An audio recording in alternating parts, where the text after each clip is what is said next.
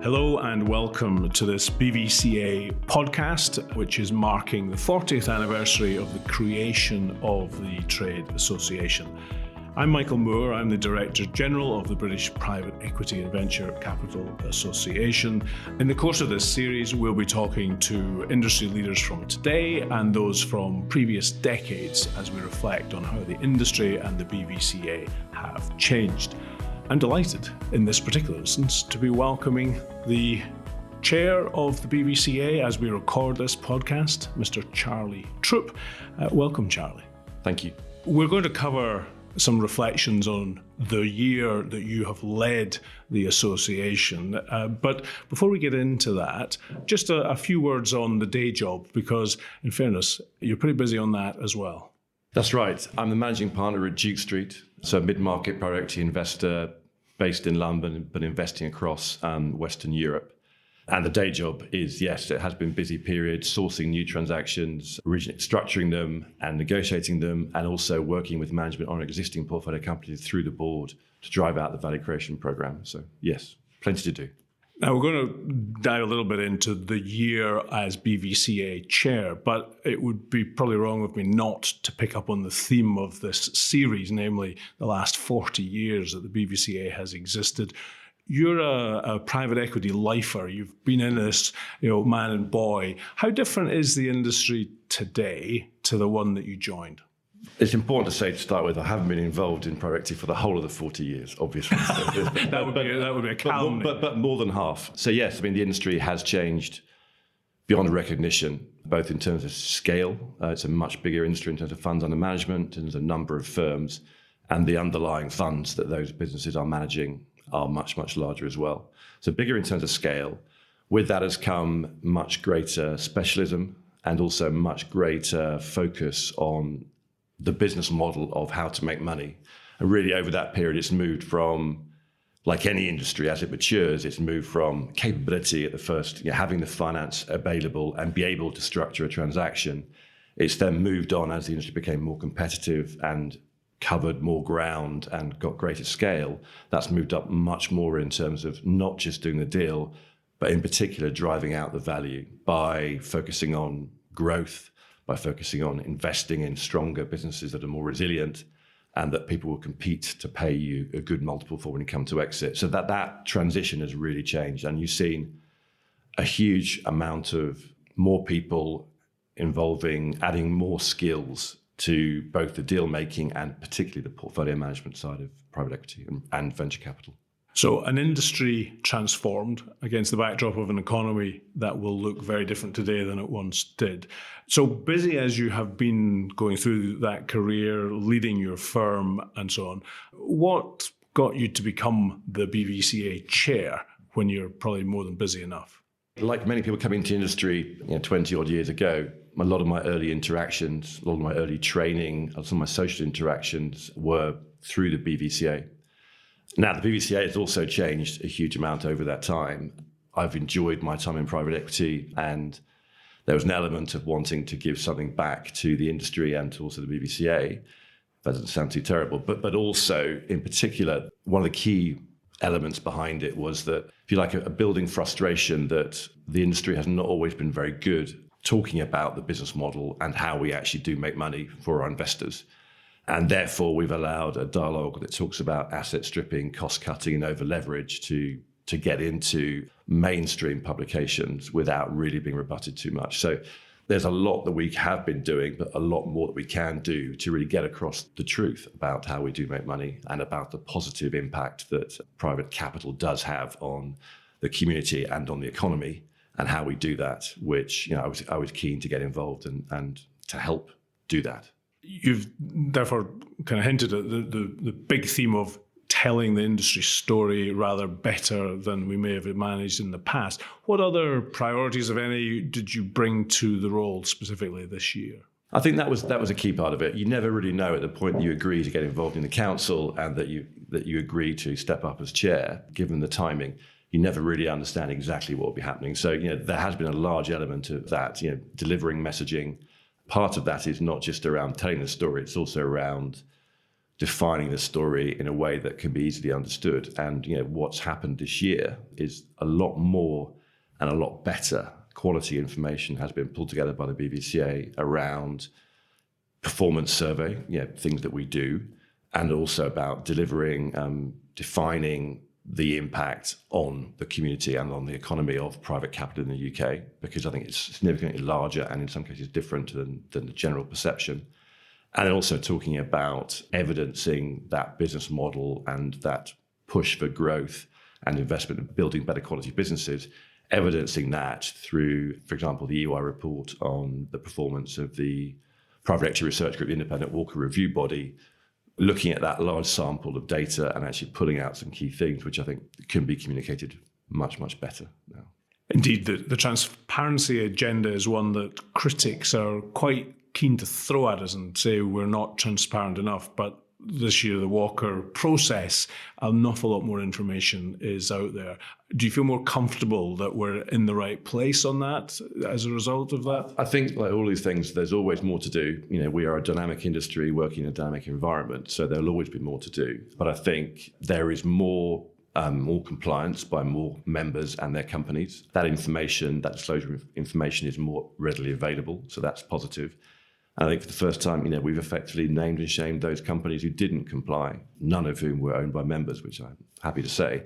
But I think that's a sign of greater transparency. I think it was always there, but we need to be articulating that we do believe in transparency and there's a reason for that. And I think we can always do more, as we are doing with the Walker Review Board. We can do more around making sure that disclosure is more appropriate over time and making sure that more companies do adopt it. One of the themes that has come through more and more, and I know you care deeply about, is that of ESG. You took over as chair in the aftermath of COP26 in Glasgow, where a lot more scrutiny on business generally, but private equity and venture capital specifically within that. How do you think we're doing on that particular journey?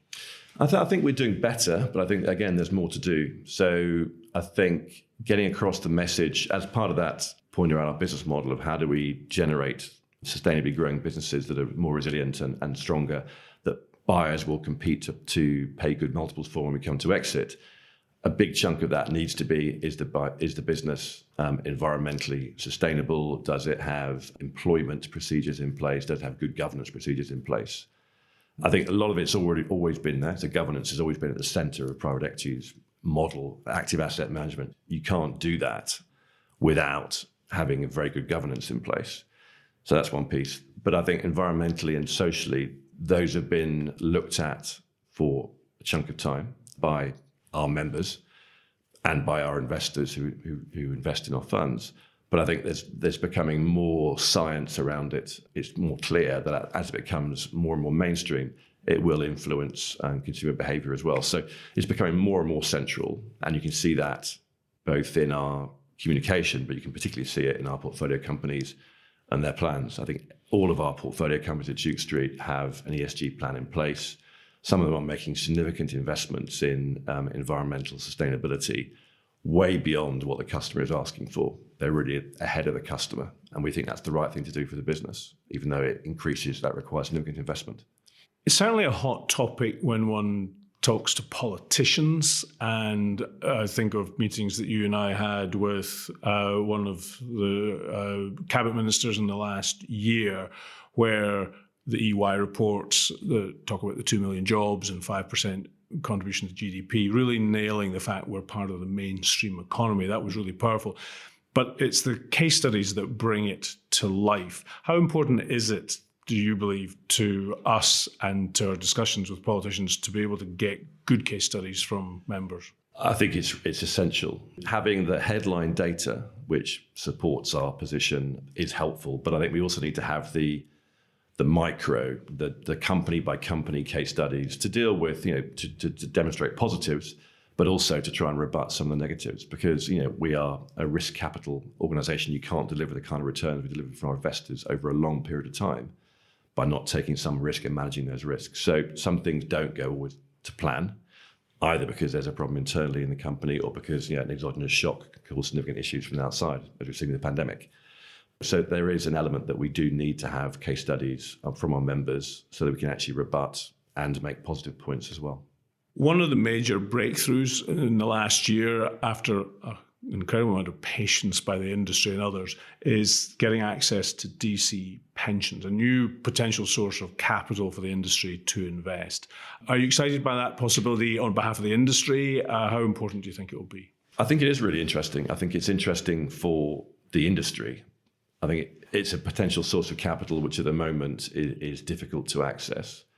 I think it's also interesting for individual investors be able to invest, retail investors be able to invest in private equity and venture capital, because the strong returns is a way of building a portfolio and approaching asset allocation, which is, I think, should be open to more investors rather than just the large institutional investors.